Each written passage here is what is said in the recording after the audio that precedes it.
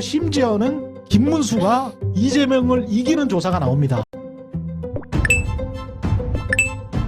민주진영 선배님들께 여론조사에 대해 제대로 보고드리겠습니다. 끝까지 들어주시면 감사드리겠습니다. 동아일보의 중요한 단독 보도입니다. 이 대표는 최근 비공개 최고위에서 여론조사에서 당 지지율이 이렇게 나오는 정확한 이유를 분석해달라고 말했다고 알려졌습니다. 관련해 내부 여조를 돌린 싱크탱크인 민주연구원은 윤석열 대통령 체포와 구속 후유증으로 보수층이 결집하면서 여론조사에 적극 참여한 효과가 반영된 것이라는 해석을 내놨습니다. 그러면서 범야권인 민주당과 조국 혁신당을 합치면 여전히 10%포인트 정도 국민의힘을 앞서는 상황이라며 야권 지지층이 추후 결집하면서 지지율 격차가 다시 벌어질 것이라는 취지로 보고한 것으로 전해졌습니다. 네, 내부 여조는 아마도 비용을 더 쓰고 안심번호로 진행을 했을 텐데 여조꽃 조사와 비슷하게 나왔을 것으로 추정됩니다.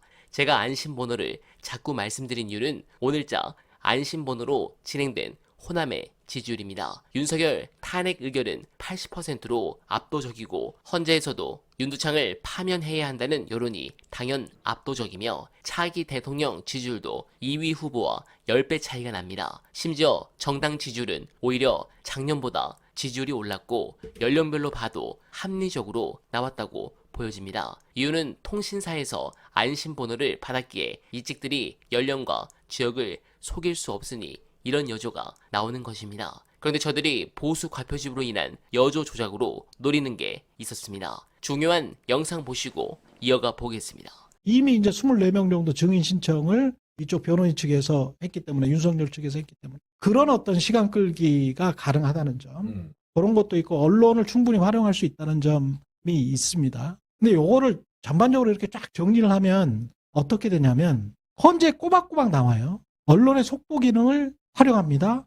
이를 통해서 헌재 출석을 정치적 선전선동의 기회로 활용하고, 그렇지만 헌재의 결정을 뒤집기는 힘들다는 것은 알고 있어요. 윤석열 본인이. 그러나 증인을 대거 신청해서 결정까지 최대한 늦춰. 그러면서 공수처 조사는 이번 주말까지이기 때문에 계속 거부하면 돼. 그랬다가 검찰이 이미 말을 하고 있잖아요. 야, 그거 조사 못하겠으면 우리한테 넘겨? 그러면 친정인 검찰로 넘어가잖아. 그러면 다음 주는 또 설이야. 설 연휴에는 좀 쉬어. 그럼 김성훈 같은 김건희의 끈앞풀이라고 저는 분석을 하는데, 네. 김건희의 끈앞풀이자 윤석열의 링커가 될 수 있겠죠. 김성훈은 살려줬잖아 지금. 검찰이 살려줘 버렸지. 체포영장 기각을 시켜버렸잖아. 김성훈은 계속 있어. 관저에. 그러면 기각된 상태에서 계속 있고, 김성훈은 집무실도 왔다 갔다 할 수 있고, 그 다음에 관저도 왔다 갔다 할 수 있어. 김건희 말도 전할 수가 있어.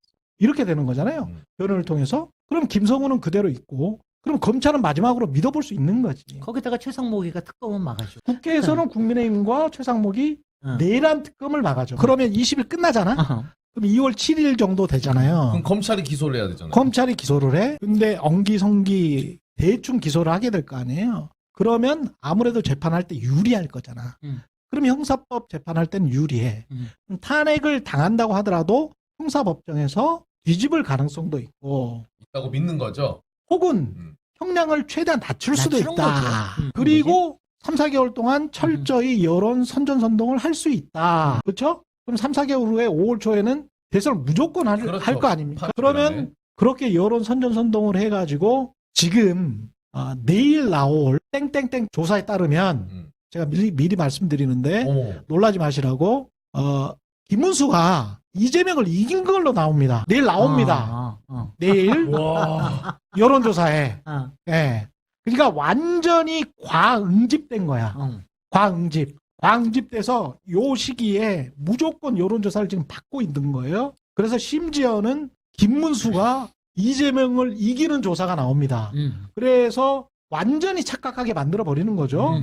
그러면서 응집을 해. 어떻게 응집을 하든, 김문수로 응집을 하든 나중에 한동훈으로 응집하든지는 모르겠습니다만은, 그들의 뇌 속에서는 그걸 통해서 혹시 정권 재창출에 성공할 수 있다? 할 수 있다. 이 망상이 있어요.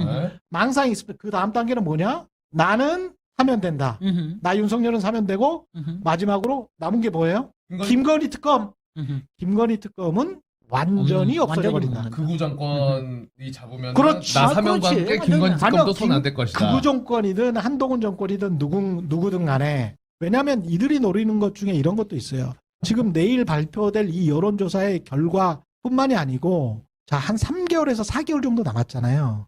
뭐 어떻게 생각을 하냐면 자, 이렇게 야, 쟤들 완전히 미쳤네? 라고 생각하잖아요. 쭉 가.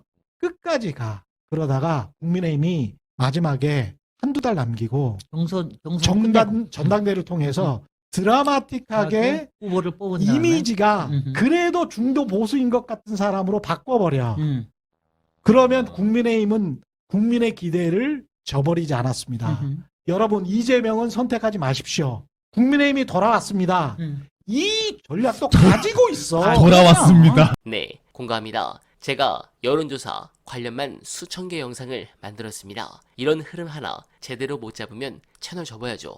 여론조사 수치의 흐름은 이재명 대표와 민주당은 바닥을 찍는 중이고 저쪽과 십석렬은 이 수치로 오판을 할 가능성이 높기 때문에 하루가 멀다 하고 여조에 부응하며 실기를 이어가고 있으니 결국 돌아가면 민주당에게 기회가 될 것이라 확신합니다. 그런 부분에서 리얼미터 이택수 대표가 요즘 많이 시달렸는지 글을 하나 올렸습니다. 쉽게 말씀드리면 문제없다, 자기네 조사 뭐 이런 겁니다. 물론 리얼미터가 잘못했다고 생각하지는 않습니다. 그러나 신천지스러운 바이러스가 많이 낀 조사는 확실합니다. 그 대표적인 이유가 이택수 대표 글에도 있습니다. 최근 모 언론사 여론조사에서 20대 응답자에게 뉴진스를 알고 있는지 물어본 조사도 있었는데 이 문항은 허위 응답에 대한 의제를 띄울 수 있는 문항으로 화제가 될 수 있고 의미가 있을 수는 있지만 실제 20대 연령이 맞는지 구분할 수 있는 변인이 될 수는 없지요. 70대 이상에서도 임영웅을 모르는 어르신들 계시고 70대 중에서 임영웅을 모른다고 하는 분들을